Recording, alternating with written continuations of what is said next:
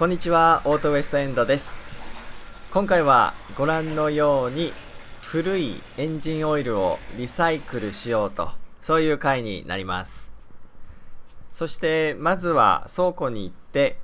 どれだけ廃油、そして冷却水溜まっているかを見ております。皆さんはどうでしょうか？ DIY でね、やっぱオイル交換とか冷却水の交換をしていくと結構な量手元に残りますよね。これをすべてちゃんとね、正しくリサイクルするまでがオイル交換、冷却水のフラッシングだと思いますので、今日はそれをやっていきたいと思います。そのリサイクルセンターに行く前に、この前台車をなくしまして、そして買い直しました。で、この台車は、日本でよく見かける台車とほぼほぼ同じ作りなんですが、ここカナダのバンクーバーのカー用品店で購入したんですが、定価がね、びっくりするぐらい高くて、もう9000円近くいっていました。ただこの割引率もこのカー用品店めちゃくちゃすごいんですよ。カナディアンタイヤというお店なんですが、それで結局2500、600円で買うことができたので、良かったなというところで、ただ定価がね9000円近いのに組み立て式っていう、それにも驚いていますが、こんな感じで地道に手作業で組み立てていっております。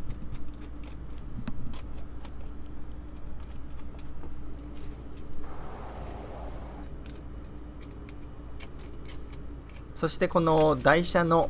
前の方が回転するキャスター、そして手前の手に持つハンドルがある方が固定されているキャスターをつけていきます。逆にするとね、ちょっと変な動きになりますよね。なんかバックをしているような感じ、車で言いますと。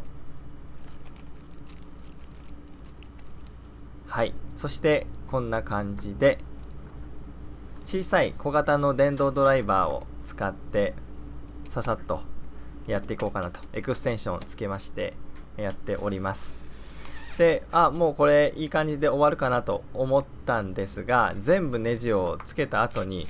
このね、ネジロック剤、スレッドロッカーとも言ったりしますが、これをつけないと後々ネジ落ちてくるんじゃないかと思いまして、これ一つずつ全部外して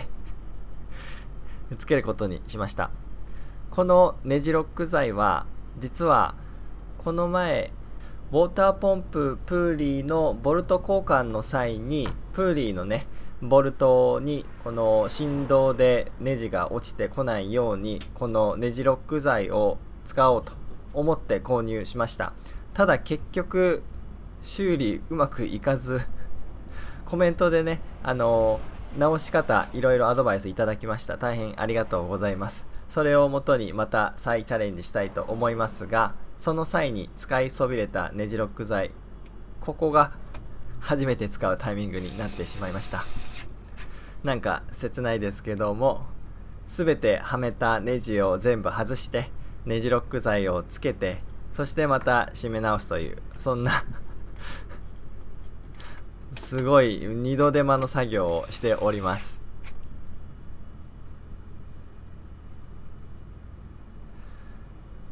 ちなみにこのネジロック剤は中程度のもので、一番硬く締まる、そういうやつは僕は使ったことがないのでちょっと分かりませんが、普段はこのね中程度というものをいつも購入して使っております。はい、完成しました。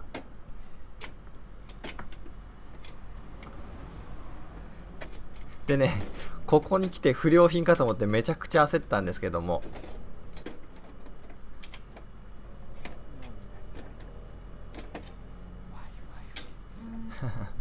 何回かねやってたらちゃんと開きましたので、良かったです。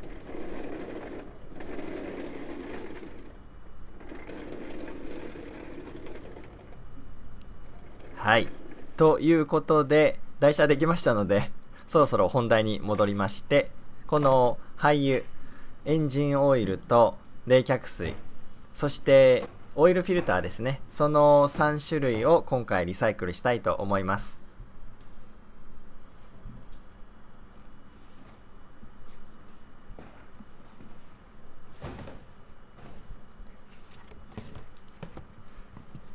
このライトに当たった冷却水、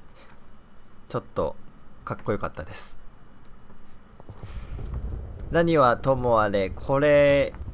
1回分じゃないんですよね。全部で冷却水は4回ぐらいフラッシングをしまして、オイル交換は3回分ぐらいのオイル全部溜まっております。結構な量になっていますが、ちょうどいろいろこの感染症のね大流行とかありまして、廃油をねこのリサイクルするタイミングを逃してしまい、結局ここまでずるずる来て、もう倉庫がいっぱいになってきたので、もう行こうということで今回行ってきました。ちなみに僕の家の近くにあるリサイクル場はもう車関係のこういった廃油を受け付けていないということで、隣の島で左上のウエストエンドというところが僕が住んでいる地域なんですが、そのバンクーバー市から東の方に車で20分ぐらいでしょうか、バーナビーというバーナビー市にあるエコセンターというリサイクル場ですね、そこに行って今回、廃油を処分していきたいと思います。ちなみに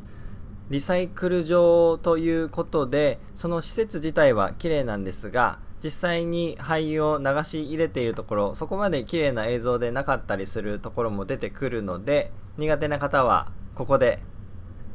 もうやめておいた方がいいかもしれませんまあ一応そこまで汚く見えないように編集はしております。はい、ということでもうそろそろ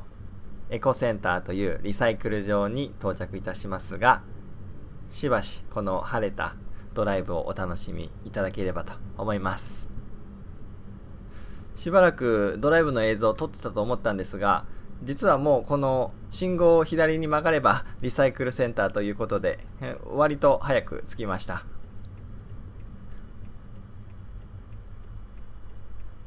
ちなみにこのリサイクル場に来るのは僕は初めてなので、ちょっといろいろ観察しながらキョロキョロしながら、今回どこに捨てればいいんだっていうのがね分からなかったので、いろいろ慎重に進んでやってきました。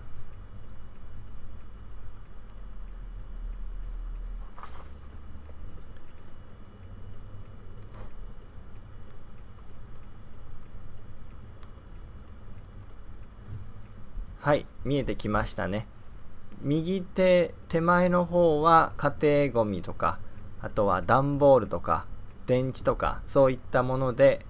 こちら奥まで進んできましたが、ここあたりが車関係の廃油エリアになっています。さらに奥まで行きますと金属のリサイクル、車の重さを測って、そしてそれを金属のものを下ろして、最後にまた車の重さを測って差し引きで、そしてお金をもらったり払ったりするという感じですね。はい、ということでまずは冷却水から処分をしたいと思います。こんな感じで、この大きなタンクがあるんですね。そこに冷却水を流し入れると。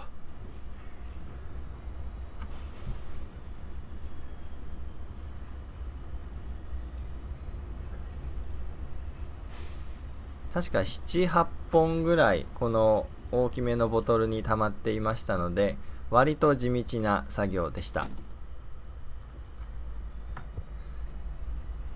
はい、外から見るとこんな感じのタンクになっています。注ぎ口が小さな筒状になっていまして、この下の方結構汚いので映しませんが、ちょうど網網になっていて液体だけ流れると、そしてゴミが流れないで止まると。そしてこの BMW の冷却水のボトルをこう開けて出しましたら、使ってないんじゃないかという、その元々の青色に近い色だったので一旦躊躇したんですが、これはフラッシングが終わった後にしばらくしてからまた冷却水の漏れがありまして、それを修理した際に漏れ出たその冷却水だということを思い出して、それも一旦処分させていただきました。続いてエンジンオイル、これも同じような感じで大きなタンクに手前に筒状のものがありまして、そこに網網のこういったゴミ受けがあります。そこの上に流し入れると、この廃油だけ下に流れていってくれるような感じです。これも全部で 4,5 本処分をしました。そして最後にこのオイルフィルターですね。これもオイルフィルター専用のねボックスがありまして、この中に入れて処分をすると。はい。で、結構ね空きボトルがいろいろ溜まっておりますが、やっと物置に溜まっていた廃油、そして冷却水処分ができてすっきりと、そういった感じです。皆さん日本でこういったエンジンオイル、そして冷却水、どのように回収処分をされていらっしゃるでしょうか。地域ごとに違ったり、あとは修理工場とかね、あとオートバックスとかそういったところで引き取ってくれる場合もあると思います。ぜひコメント欄に皆さんの処分方法を教えていただければ嬉しいです。ということで、今回はたまりにたまった冷却水、そしてエンジンオイルのね処分をして、これで本当の意味で DIY のオイル交換、冷却水、フラッシングが終わったということになります。まだまだこの BMW X5 修理箇所がてんこ盛りでね、ちょっと何から手をつけていいかわからなくなってきましたが、また頑張って修理をしてアップしていきたいと思います。それでは今回も最後までご覧いただきありがとうございました。この動画参考になったという方、いいねボタンを。こういったカナダの車にまつわる情報、お話、そういった動画を見たいという方はぜひ登録ボタンをお願いいたします。それではまたお会いしましょう。